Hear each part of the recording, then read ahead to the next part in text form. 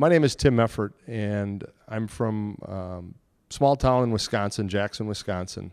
And I've been in the print business for about 25 years. I started selling print right when I came out of college for a major manufacturer. And my background was, my dad was in sales for about 30 years. He sold bank equipment.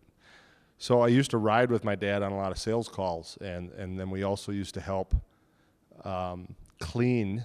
He sold equipment, and we helped him clean it during the summers. So we'd go into the bank and clean stuff. So I was exposed quite a bit to sales and my dad's influence, but when I got done with college, I at first thought I wanted to be an accountant.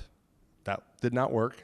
And then, so I went into sales, and I liked it, but there was challenges working for a national firm, but I stuck with it for almost 15 years. And I was in a sales function, I was in a support function, I was in management even. And then I just saw one day, I felt that, number one, I wasn't having fun anymore, and number two, there was a whole market I saw of customers that weren't being taken care of, especially the middle market customers. The company I was working for wanted to focus solely on the very large $1 million plus accounts in the printing and promotions field, and there's a lot of accounts that you can make a very good living at below that. So I thought I could take care of and do that on my own. So I started my business about 10 years ago. Actually just had my 9-year anniversary, take that back.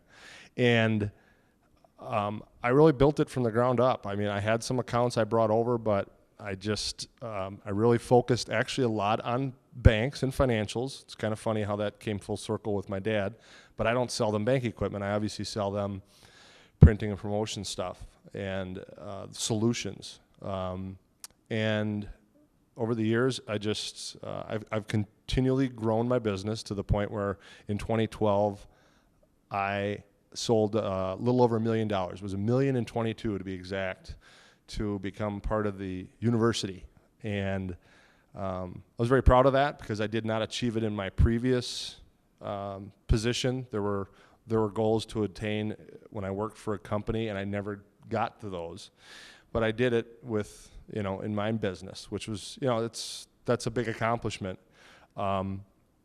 And I'd say probably, a couple things that I attribute that to are a very positive attitude most of the time, or I should say try to do it all the time. My dad was very positive, and I think I got a lot of that from him. So no matter what's happening, I try to stay positive with my clients, with the vendors, because you know what, there's always there's always the next step. Even if you have a failure, there's always the next step. So I stay positive. Always try to be prepared. I don't go in to see a customer unless I'm prepared to see them with something new. I want to show them something new. I also want to learn about their business. And as I tell all my customers, my job is to make theirs easier. That's the way I look at it. My job is to make theirs easier. If I do that, then I think I've accomplished what I want to do with it. So being positive, being prepared, and I think probably the last thing that is, I'm not trying to do the 3 Ps, but it sounds like I'm doing it, is persistence. I don't take no very well for an answer. So I'm very persistent. If a customer does not physically throw me out the door, or a prospect, I will continually follow up with them until either there is a clear defining no, or at some point I get the opportunity to work with them. So those are kind of my 3 things that I think built my business on, is being positive, being prepared, and then being persistent. And I'm having a lot of fun doing it, and that's my story.